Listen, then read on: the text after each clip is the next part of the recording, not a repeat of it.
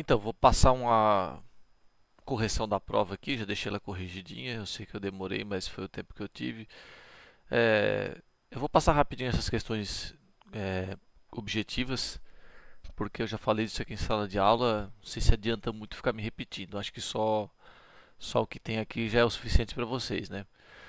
Aqui, tomar cuidado com os modelos de prova que são diferentes, né? As alternativas são todas iguais, mas os modelos de prova são diferentes.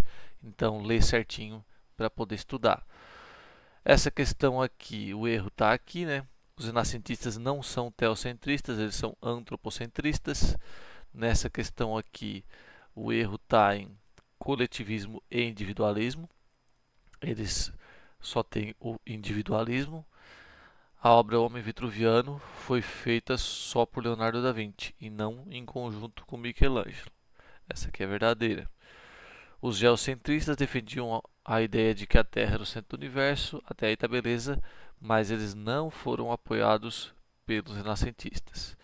Os heliocentristas defendiam que a Terra, não, o Sol era o centro do universo, então é falsa também, esqueci de botar aqui, né? Já vou editar aqui para quando for mandar para vocês. Galileu Galilei defendia o geocentrismo, ou seja, está errado porque ele defendia o heliocentrismo, falso, e essa aqui era verdadeira. Essa questão aqui é Miguel de Cervantes, conhecido por escrever o livro Dom Quixote, foi um dos grandes nomes da literatura renascentista. Isso aqui tudo eu já corrigi em sala de aula, né? Aqui eu coloquei umas respostas mais elaboradas, para vocês terem uma noção boa do que a questão queria, certo? Aqui eu coloquei uma resposta exageradamente boa, mas aí vocês estudam do jeito que vocês acharem melhor. Aqui basicamente pedia aquelas características que a Itália tinha que favoreceram o sucesso dos artistas, dos cientistas e dos escritores. O Renascimento deu certo na Itália porque são esses quatro fatores: economia forte, burguesia forte, mecenato e urbanismo. Então, economia forte, para que eu coloquei a resposta melhor que eu consegui elaborar, tem que deixar claro que a Itália tinha riqueza de sobra, ou seja, já ela fazia todos os investimentos que tinha para fazer e ainda tinha riqueza de sobra. E é nessa parte aí que tem que juntar com esse bagulho aqui da burguesia forte. Porque a classe social em ascensão, a classe social que estava crescendo naquela época, eram os burgueses. A gente tem que lembrar que a gente está estudando uma época em que os burgueses estavam surgindo. Então eles não eram a classe social consolidada ainda. Eles estavam surgindo e procurando espaço social. Então, uma forma desses burgueses conseguirem o espaço que eles precisavam vai ser através do Renascimento. Porque através do Renascimento os burgueses vão conseguir prestígio e reconhecimento dentro da sociedade. Porque o trabalho do burguês não era visto como algo positivo naquela época. O burguês não era nem nobre e nem era trabalhador, digamos assim. Então ele estava buscando se encaixar nessa sociedade. Então, o burguês que tem grana de sobra para investir no que ele quiser, vai investir nas artes e nos artistas, oferecendo financiamento. Aí você vai lá e junta a resposta com o mecenato e começa a falar desse financiamento. O mecenato é a prática onde o burguês, o cara rico, pega um artista que não tem condições de se sustentar, esse burguês meio que adota esse artista, né? Ele vai financiar, ele vai ser o padrinho desse artista para que ele possa se desenvolver. E à medida que esse artista vai se desenvolvendo, vai ficando famoso, ele carrega consigo o nome desse burguês. Então, quanto mais sucesso o artista fizer, mais sucesso também vai fazer aquele burguês que está com o nome meio que colado com o nome do artista. Então, assim, o burguês consegue também o mesmo prestígio social que o artista está recebendo. Dessa forma, também o burguês consegue propaganda para os seus próximos negócios. Quanto mais conhecido é um burguês, mais chance ele tem de ter sucesso. E a outra característica aqui que a galera esquece bastante é o urbanismo. Então, nessa frasezinha aqui eu consigo explicar melhor. Os grandes centros urbanos da Itália favoreciam a divulgação. A palavra-chave é divulgação. Porque o Renascimento poderia ser um movimento que aconteceu num local só, mas ele vai se espalhar rapidamente pela Europa por conta dessa característica que é o urbanismo. Tem muita gente circulando o tempo todo na Itália. Então, entra e sai gente de lá o tempo todo. E essas pessoas vão começar a espalhar essa, essa, essa característica que a Itália tem nessa época, que é o Renascimento. Então, esse urbanismo aqui, ele é mais para facilitar a divulgação do Renascimento, deixar isso mais rápido e mais eficiente. Acho que a questão 4 é isso.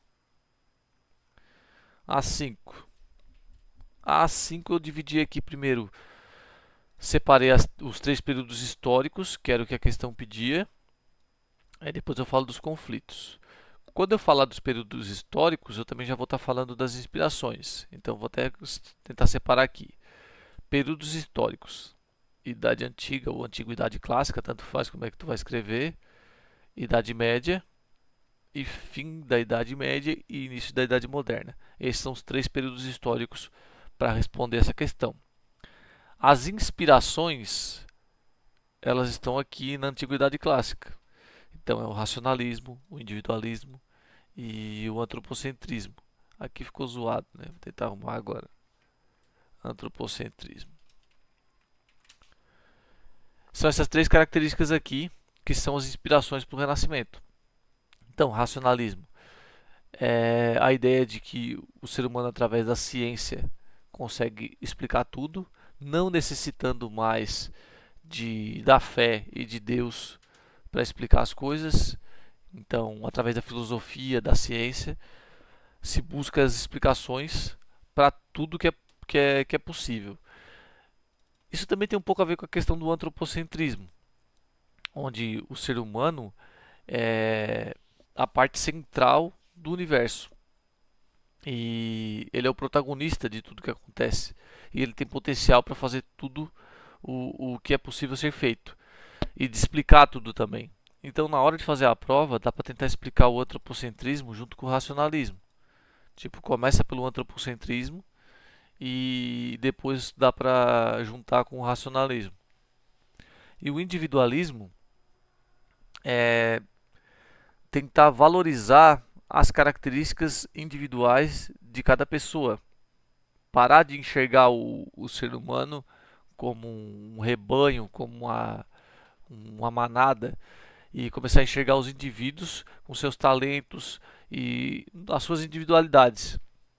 É por isso que lá no Renascimento a gente vai ver alguns nomes famosos, como Leonardo da Vinci, William Shakespeare, Nicolau Maquiavel. E também a gente vê esses nomes na Grécia Antiga também, né? Os filósofos, os matemáticos. Então, lá naquela época da Antiguidade Clássica, esse individualismo já era bem valorizado. E chega na Idade Média, tudo isso acaba, né? Eu coloquei aqui um texto bem explicadinho, mas eu coloquei passo a passo como cada característica do da Antiguidade Clássica morreu, né, durante a Idade Média. Então eu coloquei aqui, por exemplo, o antropocentrismo foi substituído pelo teocentrismo. Então o homem não é mais o centro de todas as coisas, e sim Deus. E o individualismo acaba sendo substituído pelo coletivismo, ou seja, todas as pessoas têm que pensar da mesma forma, se comportar da mesma forma. Ou seja, é uma época em que todo mundo vai ter que ser católico, todo mundo vai ter que ter a mesma fé, todo mundo vai ter que ter o mesmo comportamento, o mesmo pensamento, e quem sai fora disso acaba sofrendo algum tipo de punição. Então, por isso que o individualismo morre e sobra só o coletivismo. O racionalismo vai ser substituído pelo fanatismo religioso da Idade Média, porque a ciência ela é vista como uma possível ameaça ao status da igreja, no sentido de que a igreja convence as pessoas de que pode explicar todas as coisas através da fé. E a ciência tenta convencer as pessoas através de provas e experimentos que tenta convencer as pessoas e explicar para as pessoas algumas paradas. Então a igreja começa a gerar esse conflito.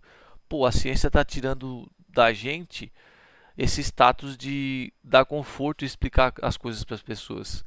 Então, isso também já me leva àquela questão dos conflitos, né? Mas eu vou falar aqui do fim da Idade Média e início da Idade Moderna primeiro. Aqui não tem muito o que explicar. A gente já explicou todas as inspirações, já explicou todos os períodos históricos. É só colocar aqui que o Renascimento é o movimento que vai renascer as características da Antiguidade Clássica.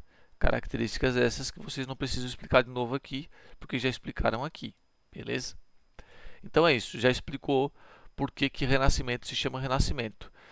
Essas características nasceram na Antiguidade Clássica, morreram na Idade Média, porque foram substituídas, e vão renascer aqui no finzinho da Idade Média e início da Idade Moderna. Os conflitos são vários, dá para pegar alguns exemplos. Os conflitos geralmente se dão por conta dessa luta que existe, né? A substituição do antropocentrismo pelo teocentrismo.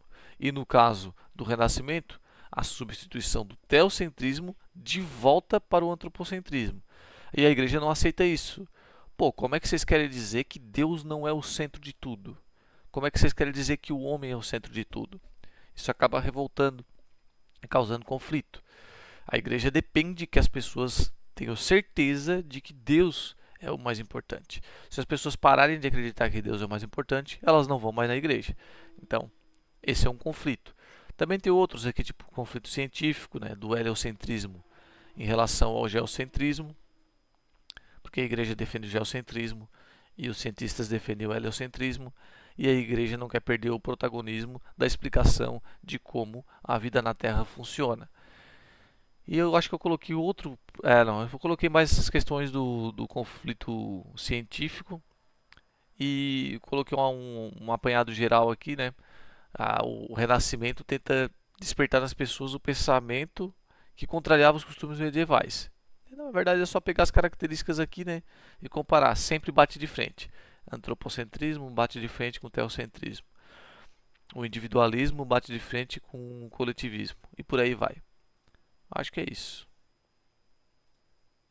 Passem o final de semana inteiro estudando.